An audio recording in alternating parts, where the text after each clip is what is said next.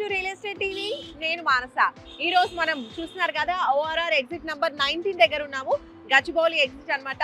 So ఇక్కడ నుంచి మన జర్నీని స్టార్ట్ చేస్తూ ఈ రోజు ఒక బ్యూటిఫుల్ మెగా వెంచర్ అని చెప్పొచ్చు. ఎందుకంటే 80 ఎకరాలలో ఉన్నటువంటి వెంచర్ అదే గచ్చిబౌలి ప్యారడైజ్. సో ఇది HMD and RERA approved venture అన్నమాట. సో మరి ఈ వెంచర్ లో ఏమేమి ఎమ్యూనిటీస్ ఇస్తున్నారు, వెంచర్ ఎలా ఉండబోతోంది, డెవలప్మెంట్స్ ఏ విధంగా ఉన్నాయి, ఇలాంటి విషయాలన్నీ కూడా ఈ రోజు మనం తెలుసుకుందాం. అంతేకాదండి, ఈ ప్రాజెక్ట్ వెస్ట్ హైదరాబాద్ లోనే హాట్ కేక్ ప్రాజెక్ట్ అని చెప్తున్నారు. అండ్ ఈ ప్రాజెక్ట్ కి గచ్చిబౌలి ప్యారడైజ్ అని పేరు కూడా పెట్టారు. మరి ఎందుకు ఈ పేరు పెట్టారు, అసలు ఏమేమి ఫెసిలిటీస్ ప్రొవైడ్ చేస్తున్నారు, వెంచర్ ఏ విధంగా ఉంది, ఇలాంటి విషయాలన్నీ ఈ రోజు మనం తెలుసుకుందాం పదండి.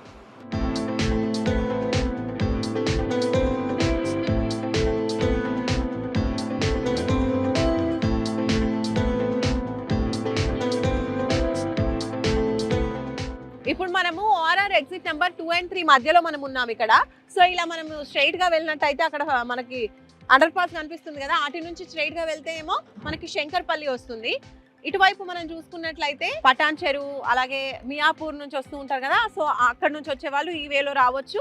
లేదంటే ఇలా స్ట్రైట్ వే కూడా ఉంది మనకి, ORR వే నుంచి రావచ్చు, అలాగే ఇలా కూడా రావచ్చు. టోటల్ 3 వేస్ నుంచి రావచ్చు అనమాట. పాటి గన్పూర్ లోనే ఈరోజు చూడబోయే వెంచర్ ఉంది. కరెక్ట్ ఈ లొకేషన్ నుంచి జస్ట్ 3 కిలోమీటర్స్ డిస్టెన్స్ లో మనము మన వెంచర్ కి చేరుకోవచ్చు అనమాట. అదే మన Gachibowli Paradise.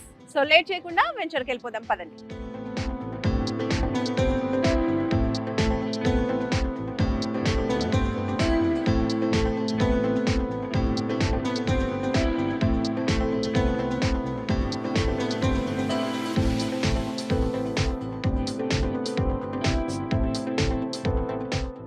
So yes, ORR నుంచి జస్ట్ 3 కిలోమీటర్స్ మనం ట్రావెల్ చేసుకుంటూ ఇప్పుడైతే మనం పాటి గన్పూర్కి వచ్చేసాము. సో ఇది వచ్చేసి 100 ఫీట్ రోడ్ అన్నమాట.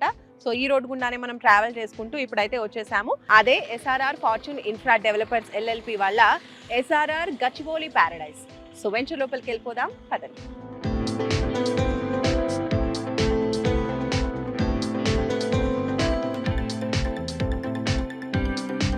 SRR గచ్చిబౌలి ప్యారడైజ్ లోపలికి అయితే వచ్చేసాము. సో ఈ వెంచర్ వచ్చేసి టోటల్ 5 ఫేసెస్ లో చేస్తున్నారు. 80 ఎకరాల venture, HMD and RERA approvals ఉన్నటువంటి వెంచర్ అన్నమాట. టోటల్ 1 to 4 వెంచర్స్, అంటే 1 to 4 ఫేసెస్ అయితే ఇప్పటివరకు కంప్లీట్ అయిపోయాయి. 5th ఫేస్ మాత్రం ఇప్పుడు ప్లాట్స్ అవైలబుల్ గా ఉన్నాయన్నమాట. సో మనం డెవలప్మెంట్స్ చూసుకుంటే అన్ని డెవలప్మెంట్స్ కంప్లీట్ చేశారు. సో అందులో భాగంగా ఫస్ట్ మనం చూసుకుంటే ఎంట్రీ ఆర్చ్ మనకు కనిపిస్తుంది కదా బ్యూటిఫుల్ గా, అలాగే మధ్యలో మనకి సెక్యూరిటీ రూమ్ కూడా ప్రొవైడ్ చేస్తున్నారు. 24/7 సెక్యూరిటీ ఉంటుంది. ఇంకా రోడ్స్ గురించి మాట్లాడుకుంటే 40 and 33 ఫీట్ రోడ్స్ అయితే ప్రొవైడ్ చేస్తున్నారు. ఇప్పుడు మీరు చూస్తున్నారు కదా, ఇది 40 ఫీట్ రోడ్ అనమాట. అండ్ అలాగే ఇప్పుడు 5th ఫేజ్ లో ప్లాట్స్ అవైలబుల్ గా ఉన్నాయి కదా, అక్కడికి వెళ్దాము. అక్కడ డెవలప్మెంట్స్ ఎలా ఉన్నాయి ఏంటి అని కూడా అక్కడికి వెళ్ళి చూద్దాం పదండి.